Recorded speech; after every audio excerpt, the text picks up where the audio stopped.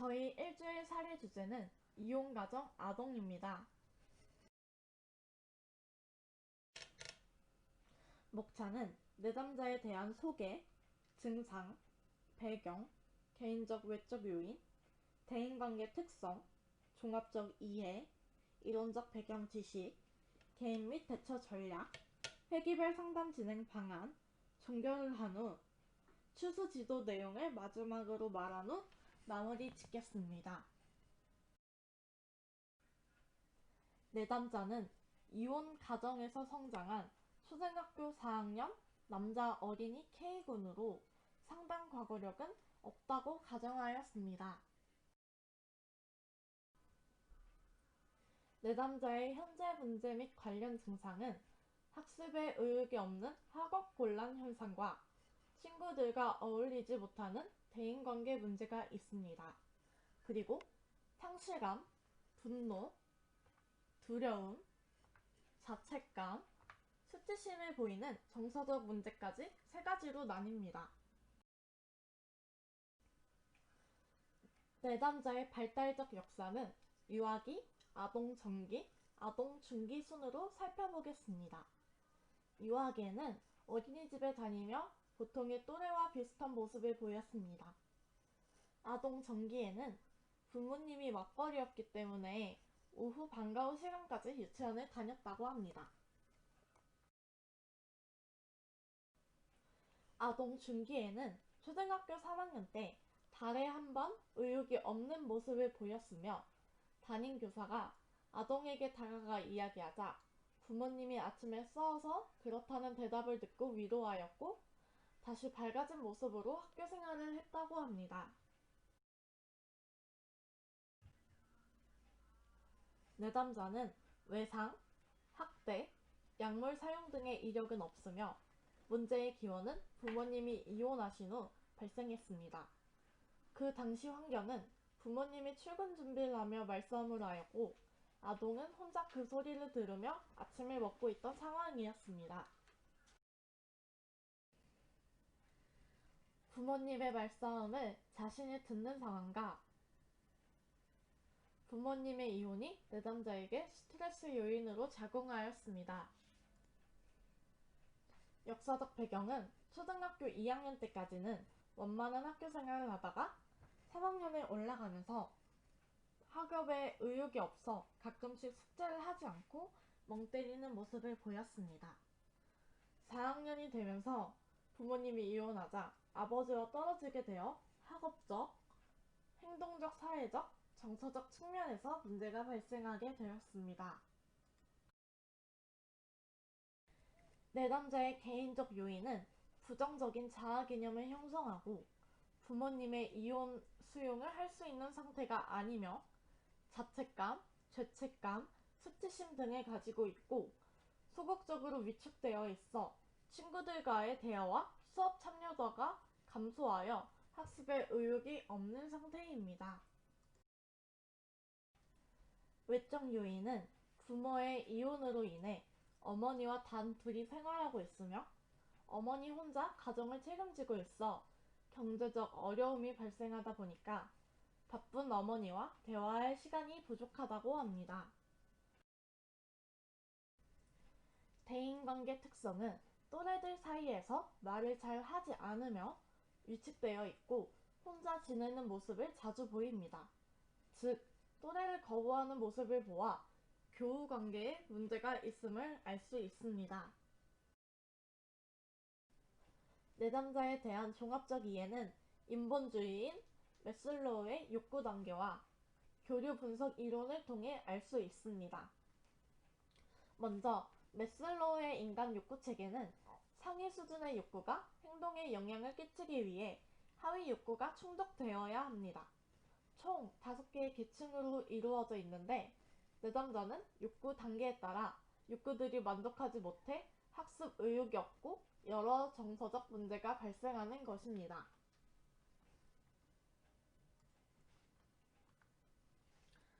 따라서 상담자는 내담자에게 인본주의인 로저스의 인간중심 치료 상담을 통해 도움을 줘야 합니다.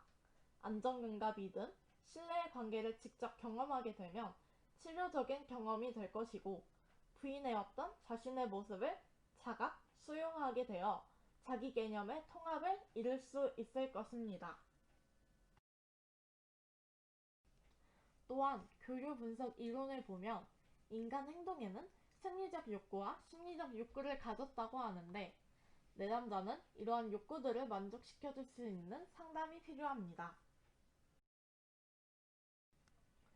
상담에 적용할 이론적 배경 지식은 인본주의인 로저스의 인간중심 지효로 자신의 인생 목표 행동 방향을 스스로 결정하여 자기 개념과 실현 경향성이 일치되도록 해야 합니다. 자기 개념을 형성하며 자기 실현 가능성과 충분히 가능한 사람을 지향합니다. 상담 기법으로는 진실성, 적극적 경청, 공감적 이해가 있습니다. 또한 번외 교류 분석 상담에서는 인간은 자율적으로 선택 가능하고 책임이 존재하며 행동의 동기 유발 요인으로서 생리적 욕구와 심리적 욕구를 가졌습니다. 자아에는 세 가지 상태가 존재하는데 어버이 자아, 어른 자아, 어린이 자아가 있습니다. 교류 분석으로는 자극은 욕구를 만족시켜준다는 스트로크가 있는데 긍정적 무조건 스트로크, 부정적 무조건 스트로크, 긍정적 조건 스트로크, 부정적 조건 스트로크가 있습니다. 개인 및 대처 전략으로는 아동과 협력적인 관계를 형성하며 공감적 이해와 비언어 의사소통에 주목하며 부모의 이혼이 자기 탓이 아니라는 생각을 할 수 있도록 목표를 설정하고 대인관계에 대한 기대와 희망을 불어넣어줍니다. 또한 행동특성 목록표를 함께 만들어 상담 기간 동안 변화를 기록하며 상담을 진행합니다. 상담을 통한 최종 목표는 학습 의욕 증진과 친구 만들기이며 세부 목표로는 학교 생활의 즐거움을 느끼며 학습 의욕 증진시키기, 친구 만들기, 정서적 안정감을 가지고 학교 생활하기입니다. 다음은 회기별 상담 진행 방안입니다. 1회 상담은 상담 안내 및 문제 인식하기로 내담자가 가지고 있는 정서 상태와 문제점을 파악하고 비밀 보호의 원칙과 그에 따른 한계를 알려주기 등을 합니다. 2회 상담에서는 속마음을 이야기하도록 편히 얘기할 수 있는 분위기를 조성하고 경청한다는 인식을 심어준다는 생각이 들게끔 작성했습니다. 3회 상담에서는 라포 형성하기로 간식을 준비하여 매일 심부름을 할 때마다 하나씩 주며 격려와 믿고 지지한다는 것을 보여주거나 내담자와의 한 줄 일기를 작성합니다.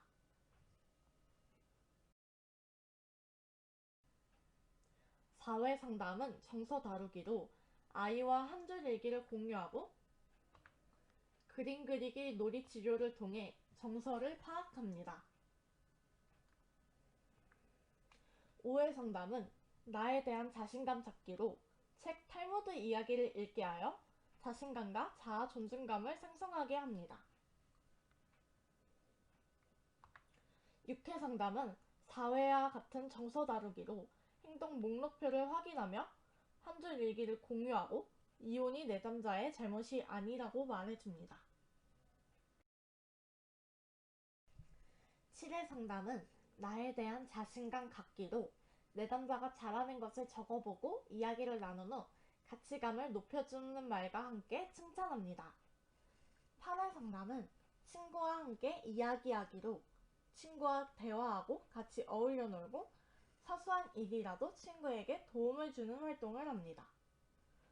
9회 상담은 친구와 함께 어울려 놀기로 친구가 무언가 하고 있을 때 관심을 갖고 질문하기와 색깔 발판 밟기와 같은 육체적으로 부딪힐 수 있는 체육 활동을 만들어 줍니다.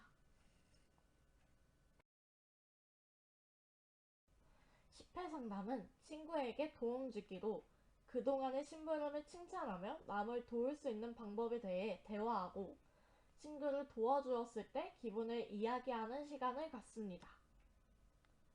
11회 상담은 7회와 같은 나에 대한 자신감 갖기로 내담자가 잘하는 것을 칭찬하며 자기 자신에게 칭찬해요 상장 만들기 활동과 고마운 일이나 칭찬해주고 싶은 친구에게 상장을 만들어주는 활동도 같이 합니다.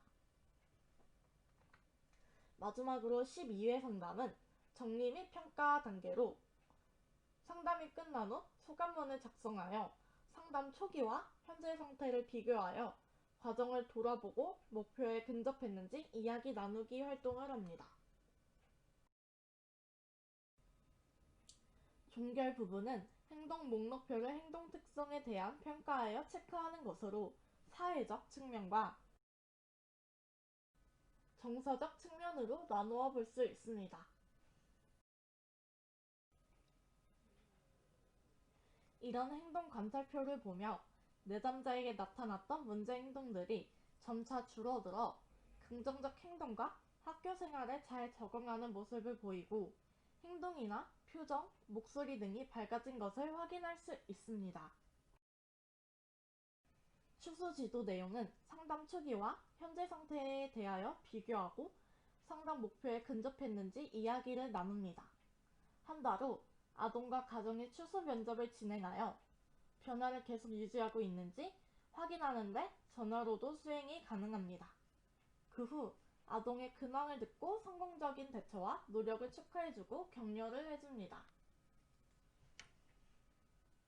인지적으로 미성숙한 어린 아동은 이 시기에 부모와의 애착을 형성하고 아동 자신의 발달적 능력을 발휘하는데 이혼을 경험한 아동은 이혼을 자신의 탓으로 생각하거나 다른 타인에게 분노를 표출하며 건강한 성장을 방해받게 됩니다. 또한 학업곤란, 상실감, 분노, 두려움, 공격성, 죄책감, 자아개념, 인지능력, 대인관계의 어려움 등의 고통으로 일평생을 지니게 될 수도 있습니다. 그러므로 목표를 이루어낸 성공적인 상담일지라도 끝까지 지켜보며 추후 상담이 이루어져야 합니다. 저희 조에서 역할 분담은 1차에서 미흡한 부분이 있어 2차에서 파트를 다시 나눠서 조사하고 수정하게 되었습니다. 이상 1조 발표자 김도연이었습니다. 감사합니다. 안녕하세요. 1조 조장 유아교육가 김다연입니다. 참 이번 과제 때 제가 상담에 관심은 좀 많았는데 직접 해보거나 접해본 적이 없어서 많은 걱정이 됐는데 조별 과제를 진행하다 보니 서로 어려운 거는 도와가면서 하고 같이 정보도 공유하면서 하다 보니 무사히 수행할 수 있었습니다. 그리고 상담이 좀 생각보다 어렵다는 생각을 하였습니다. 왜냐하면 절차들이 좀 많고 많은 다양한 지식적 배경이 있어야지 내담자에게 정확하고 좋은 상담을 할 수 있겠구나 라는 생각을 해서 많은 공부가 필요하겠구나 라는 생각을 하였습니다. 그리고 제가 교사가 된다면 많은 다양한 아이들을 상담하게 될 텐데 이를 대비해서 이번 사례뿐만 아니라 다른 사례들도 찾아보고 주변 사례들에 대해서도 상담을 어떻게 해야 될지 많은 생각을 하면서 공부를 해야겠다는 생각을 하였습니다. 그리고 이번 한 학기 교수님께서 열심히 강의를 해주셨는데 대면 강의로 듣지 못해서 많은 아쉬움이 남습니다.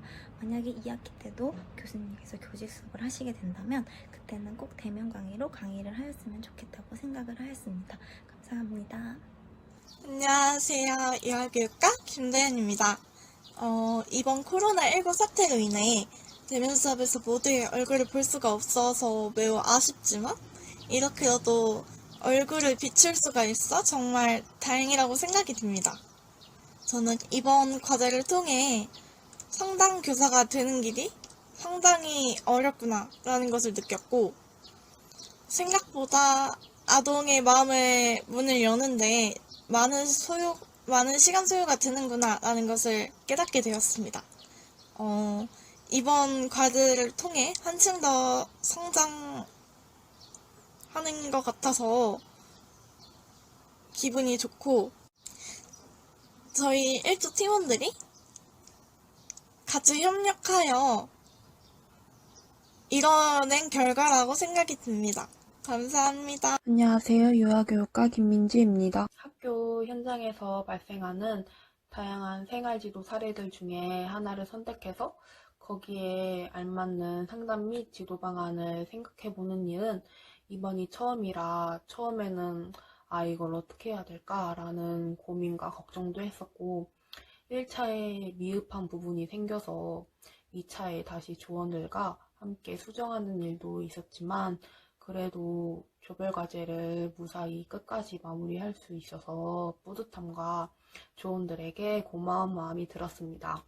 또 한 사례의 상담 및 지도 방안을 생각해보는 일은 쉬운 일이 아니라는 것을 깨닫게 되었고 그래도 이렇게 직접 생각해보고 작성해본 경험이 나중에 많은 도움이 되겠구나라는 것을 느끼게 되었습니다.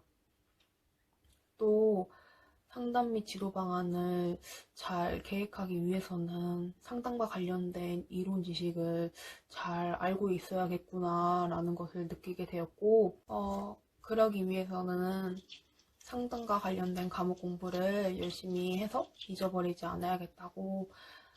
않아야겠다는 생각을 하게 되었습니다. 안녕하세요. 유아교육과 17학번 김사라입니다.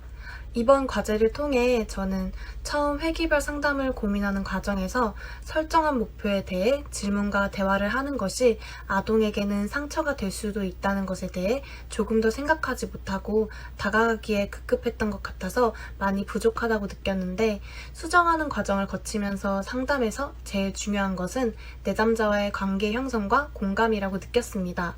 누군가의 상처를 상담한다는 것은 가볍게 생각해서는 안 될 일이며 상담자 혼자 이끌어가는 것이 아니라는 것을 느꼈습니다. 상담교사가 되는 것은 쉬울지라도 좋은 상담교사가 되는 것은 정말 어려운 일이라고 생각합니다. 좋은 상담교사로서 중요한 자질에 대해 생각해보면서 기본적인 자세, 진심 어린 말, 꾸준한 노력, 지식을 갖추는 교사가 되고 싶다는 생각을 하였습니다. 부족하지만 심리 상담에 대하여 한 걸음 다가갈 수 있어서 좋은 경험이었습니다. 감사합니다.